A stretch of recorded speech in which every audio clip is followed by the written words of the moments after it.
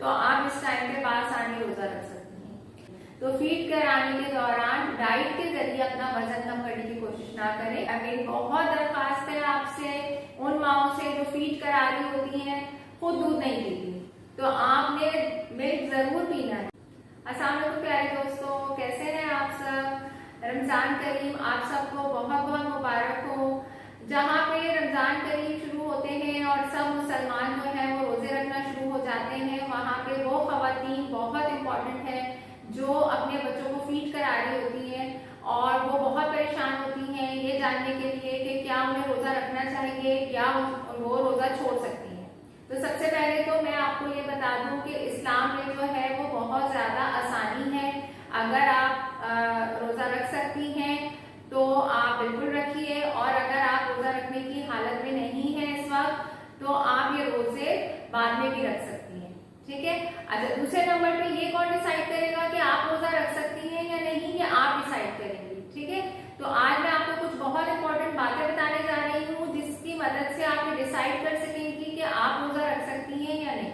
सबसे इम्पोर्टेंट बात जो ये डिसाइड करेगी कि आप रोजा रख सकती हैं या नहीं, वो ये कि आप किस उम्र के बच्चे को फीड करा रही हैं, आपके बेबी की एज जो है वो क्या है इस वक्त। तो अगर आप जिस बच्चे को फीड करा रही हैं वो 6 महीने से छोटा है और एक्सक्लूसिव ब्रेस्ट फीडिंग पे है, यानी सिर्फ और सिर्फ वो माँ का फीड ही ले रहा है और कोई उसका न्यूट्रिशन का जरिया नहीं है, तो आपके लिए यकीनन रोजा रखना जो है वो बहुत मुश्किल है, क्योंकि इससे आपको डिहाइड्रेशन और वीकनेस होने का खदशा हो सकता है। और फिर अगर आप जो फीड बच्चे को कराएंगी तो वो भी इतना न्यूट्रिशियस नहीं रहेगा और जो है वो बच्चे का पेट नहीं भरेगा और दूध पीने के बाद भी वो बार बार जो है वो रिक्वायरमेंट करता रहेगा। तो अगर आपका बच्चा 6 महीने से छोटा है और एक्सक्लूसिव ब्रेस्ट फीडिंग पे है तो ज्यादा बेहतर कि आप रोजा ना रखें और ये रोजे बाद में मुकम्मल कर लें। लेकिन अगर आपका बच्चा 6 महीने से छोटा है लेकिन वो एक्सक्लूसिव ब्रेस्ट फीड पे नहीं है, कुछ वजूहात की बिना पे वो टॉप फीड भी लेता है, वैसे तो टॉप फीड नहीं लेना चाहिए, लेकिन अगर वो टॉप फीड भी ले रहा है, जैसे कुछ मदर्स जो है वर्किंग होती है या कुछ और मल्टीपल इश्यूज होते हैं, तो फिर आप क्या है रोजे की हालत में उसे टॉप फीड भी दे सकती हैं और बाकी टाइम पे आप उसको फीड करवा सकती हैं। तो इस तरीके से आप अपना रोजा रख सकती हैं। और अगर आपका बच्चा जो है वो 6 महीने से बड़ा है तो फिर तो जो है वो उसकी वीनिंग स्टार्ट हो जाती है, वो सॉफ्ट गज़ा जो है वो लेना शुरू हो जाता है, तो फिर आप जो है वो हर टाइम जो है उसे सिर्फ फीड की जरूरत नहीं होती, बल्कि कुछ टाइम जो है वो अपना सॉफ्ट मील भी ले सकता है बच्चा, तो आप इस टाइम पे बासानी रोजा रख सकती हैं। अच्छा, नेक्स्ट जो इम्पोर्टेंट बात है वो ये कि आपने अपने एरिया का जो है वो वेदर जरूर देखना है कि आप किस वेदर में रह रही हैं। वहाँ पे बहुत ज्यादा हॉट वेदर है, हीट वेव्स आ रही हैं, या बहुत ज्यादा सर्दी का मौसम है। तो अगर सर्दी का मौसम होता है तो रोजा रखना आसान होता है थोड़ा, और अगर गर्मी का मौसम है तो फिर उसमें प्यास लगना और डिहाइड्रेशन होना इसके चांसेस होते हैं वो ज्यादा होते हैं। तो वेदर आप देख लें अपने एरिया का। इसके अलावा आप ड्यूरेशन ऑफ रोजा देखिए कि आपका रोजा कितने घंटे का है। अगर रोजा बहुत लंबा है आपके एरिया में तो अगेन जो है वो पूरा दिन ही अगर आप तकरीबन 17-18 घंटे जो है वो फास्टिंग में रहेंगी तो फिर बहुत मुश्किल हो जाएगा बाकी टाइम में आप अपनी डेली रिक्वायरमेंट कैसे पूरी कर सकेंगी। तो ये भी बहुत एक इम्पॉर्टेंट चीज है कि आपके एरिया में ड्यूरेशन ऑफ रोजा कितना है।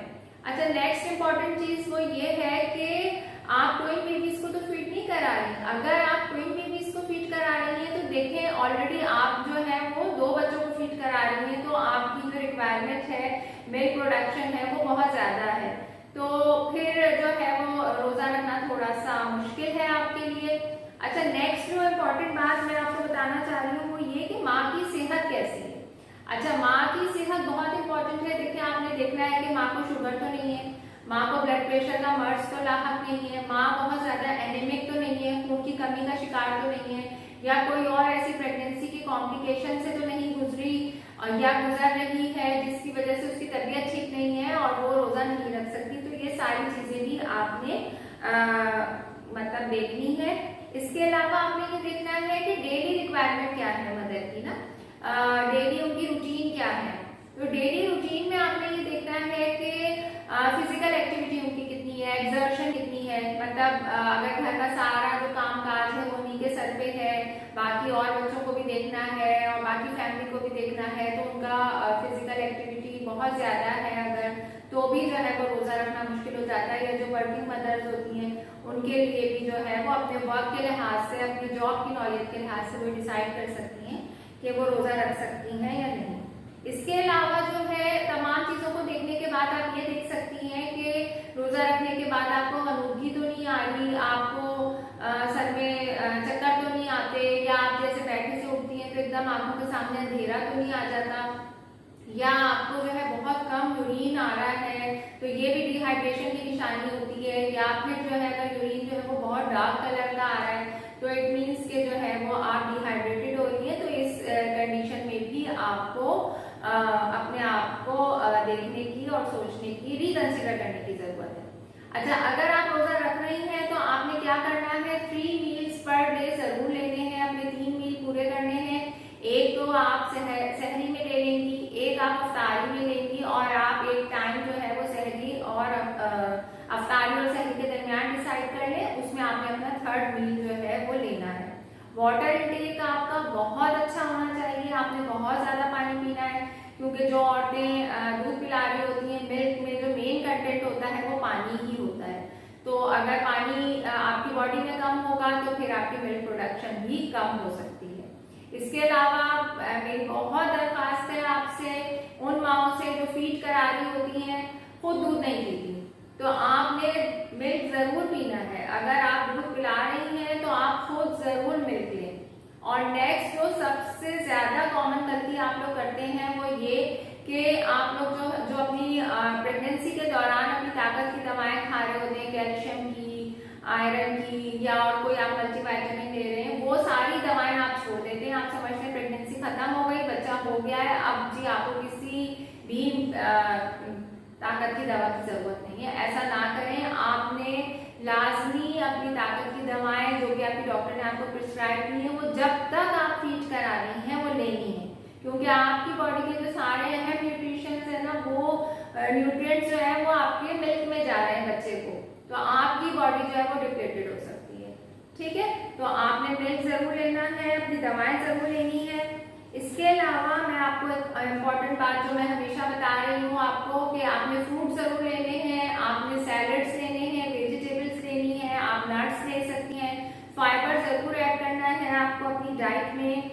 और सबसे इम्पोर्टेंट बात ये कि आपको जो है प्रोटीन, कार्बोहाइड्रेट और फैट का कंटेंट जो है इसका बैलेंस रखना है अपनी डाइट में, कि तीनों चीजें जो है वो जितनी बॉडी की आपको रिक्वायरमेंट है वो आपको मिल रही हैं। और एक बहुत इम्पॉर्टेंट बात आखिर में मैं करना चाहूंगी वो ये कि प्रेगनेंसी में अमूमन जो है वो खवातीन का वजन बढ़ जाता है, तो वो क्या करती हैं कि प्रेगनेंसी खत्म होने के बाद थोड़ी सी डाइटिंग स्टार्ट कर देती है। तो फीड कराने के दौरान डाइट के जरिए अपना वजन कम करने की कोशिश ना करें, बल्कि अपने डॉक्टर से मशवरा करने के बाद और मेरी वीडियो देखने के बाद, जिसमें मैंने आपको बताया है कि प्रेगनेंसी के बाद आप कौन सी एक्सरसाइज कर सकते हैं, वो हल्की फुल्की वर्जिश आप कर सकते हैं। डाइट के जरिए कोशिश करें कि अपना वजन कम ना करें। अपना बहुत ख्याल रखिएगा, मुझे दुआ में याद रखिएगा, चैनल को सब्सक्राइब जरूर कर लीजिएगा। अल्लाह हाफिज।